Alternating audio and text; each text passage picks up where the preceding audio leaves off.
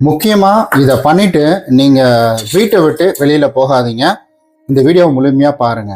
அதாவது டிஸ்டிலேயே ரொம்பவும் பயங்கரமான டிஸ்டி என்ன அப்படின்னு கேட்டீங்கன்னா கண் டிஸ்டி தாங்க. இந்த கண் திஷ்டி நமக்கு வரக்கூடாது அப்படின்னா அப்ப நம்ம என்ன செய்யணும்? அதாவது நல்லா போவாங்க, நல்ல ஒரு ஃபங்க்ஷனுக்கு குடும்பத்தோட சந்தோஷமா போயிட்டு வருவாங்க. அப்படி போயிட்டு வரும்பொழுது நல்லா போயிட்டு வருவாங்க. வீட்டுக்கு வந்தோன்னா குழந்தைங்களுக்கு உடம்பு சரியில்லாம போயிடும். கணவன் மனைவிக்குள்ள அவ்வளவு அந்யோன்யம் இருக்கும். அப்புறம் பார்த்தீங்கன்னா திடீர்னு அந்த அந்யோன்யம் போய் சண்டை சச்சரவு தான் ஏற்படும். அதே போல குடும்பத்துல ஒற்றுமை அப்படி இருக்கும். ஆனா அந்த ஒற்றுமை அப்படின்றதெல்லாம் போயிட்டு குடும்பத்துல சண்டை போட்டுக்கிற சூழ்நிலை தான் வரும். நல்லா சாமி கும்பிட்டுட்டு இருந்திருப்பீங்க, திடீர்னு சாமி கும்பிட முடியாத சூழ்நிலைகள் அப்படின்றது நமக்கு ஏற்படும். நாளைக்கு பார்த்துக்கலாம், நாளை கழிச்சு பார்த்துக்கலாம், யாருக்காவது உதவி செய்யணும், 4 பேருக்கு சாப்பாடு செஞ்சு போகணும்னு நினைச்சிருப்பீங்க, அதுவும் முடியாது. இது எல்லாமே எதனால அப்படின்னு கேட்டீங்கன்னா கண் திருஷ்டினால தான். அதுலேயும் நீங்க ₹1 செலவு பண்ண வேணாம். இங்க பாருங்க, வீட்டில் இருக்கக்கூடிய பொருள், ஒரு கொட்டாங்குச்சி, கற்பூரம் நம்ம ஆல்ரெடி நிறைய வாங்கி தான் வச்சிருப்போம், மிளகு சமையலுக்கு யூஸ் பண்றது, கடுகு நம்ம அதுவும் சமையலுக்கு யூஸ் பண்றது, தூபக்கோல் இல்லைன்னா நீங்க கொட்டாங்குச்சி எடுத்துக்கலாம். அல்லது கொட்டாங்குச்சியில பண்றது கூடுதல் சிறப்பு. தூபக்கோல்ல நீங்க அந்த கொட்டாங்குச்சியை போட்டு அதுக்கப்புறம் இப்ப நம்ம செய்ய வேண்டிய விஷயங்களை பண்ணீங்கன்னா போதும். சரி, இப்ப நம்ம ஒண்ணு ஒண்ணா பார்த்துடலாம். இதுக்கு நம்ம என்ன பயன்படுத்துறோம்? மிளகு நமக்கு இருக்கக்கூடிய கெட்ட ஆற்றல்களை விரட்டக்கூடியதுங்க. அதாவது எதிரிகளை அழிக்கும். இந்த மிளகு, கடுகு இதெல்லாம் எதிரிகளை உங்க கிட்டவே நெருங்கவே விடாது.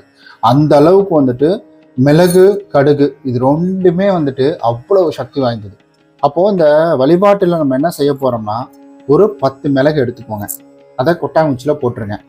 அதுக்கு அடுத்தது சும்மா தேவையான அளவு மட்டும் கடுகு எடுத்துக்கோங்க, அதையும் நீங்க என்ன செய்றீங்கன்னா அதே கொட்டாங்குச்சியில போட்டுருங்க. அவ்வளவுதான். இப்போ போட்டிங்களா?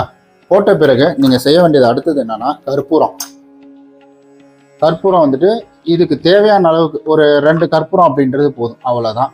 இதை நீங்க ஒண்ணுமே பண்ண தேவையில்ல.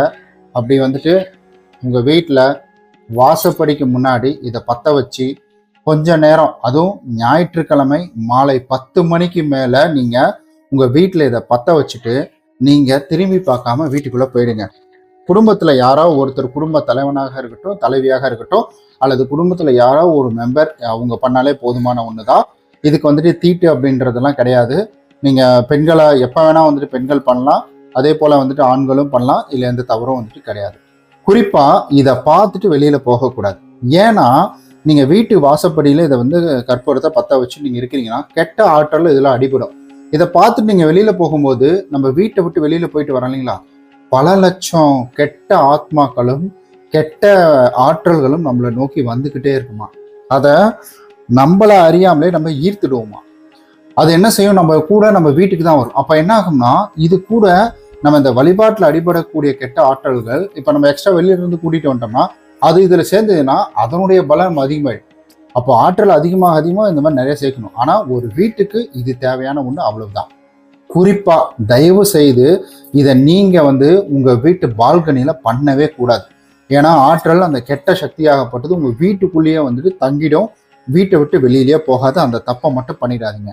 வீட்டு வாசப்படியில தான் இதை பண்ணி ஆகணும். அப்படி உங்களால கொட்டாங்குச்சி வேணாம், ஏன்னா நாங்க அப்பார்ட்மெண்ட்ல இருக்கிறோம், அங்க ஃபயர் அலாம் இருக்கு, அப்படி இல்லைன்னா எங்க இதுல யாராவது சத்தம் போடுவாங்க, ஏதாவது கேள்வி கேட்பாங்க அப்படின்னா ஒண்ணுமே இல்லை, அப்படியே இந்த கொட்டாங்குச்சியில இருக்கிறத இங்க கொட்டிடுங்க. இதை கொட்டிட்டு கற்பூரத்தை நுணுக்கி போட்டு அது மேல ஒரு 2 கற்பூரம் வச்சு நீங்க அப்படி பத்த வச்சிருங்க. கொஞ்ச நேரத்திலே இது எல்லாமே சாம்பல் ஆயிடும். முக்கியமான விஷயம் என்னன்னா, இதை நீங்க பார்த்துட்டு வீட்டுல வைக்கிறீங்களா, வீட்டுல வச்சு நீங்க வாசப்படியில வச்சு பார்த்துட்டு வீட்டுக்குள்ள போயிட்டு அடுத்த நாள் காலையில எழுந்து இதை வீட்டுக்குள்ள கொண்டு வராம அப்படியே வெளியில எடுத்துட்டு போயிட்டு ஓடுற தண்ணியிலையோ அல்லது ஏதாவது கால்படாத இடங்கள்லயோ கொட்டிடணும். அல்லது 3 சந்து இருக்கு பார்த்தீங்களா, அதுல கொட்டிடணும். ஒன்றும் பிரச்சனை இல்லை. நீங்க இப்படியே எடுத்துட்டு போகணுன்ற அவசியமும் கிடையாது.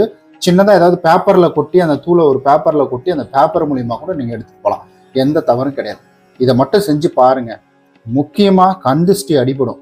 கண் திருஷ்டியே உங்களுக்கு வராது. இதை செஞ்சு உங்களுக்கு கண் திருஷ்டி வரவே வராதுங்க. உங்க குடும்பத்துல எவ்வளவு சந்தோஷமா நீங்க இருக்கிறீங்க அப்படின்றத நீங்களே பறக்காம கீழே கமெண்ட் பண்ணுங்க. இத்துடன் இந்த பதிவோட நிறைவுக்கு வந்துட்டோம். ஓம் நம சிவாய, சிவய நம, நம சிவ, மசிவயன, வயநமசி நம சிவ. இந்த மந்திரத்தை காலையில் எழுந்த உடனே 3லிருந்து 11 முறை சொல்லிக்கிட்டு வாங்க. நிச்சயம் உங்கள் வாழ்வில் நல்லது கிட்டும். ஓம் நம சிவாய, ஓம் நம சிவாய, ஓம் நம சிவாய. ஆன்மீகம் என்பது நம்பிக்கைக்குரியது. நம்பிக்கை இருக்கிறவங்க நம்பிக்கையோடு செய்யுங்க, நிச்சயம் நல்லதே நடக்கும். ஓம் நம சிவாய.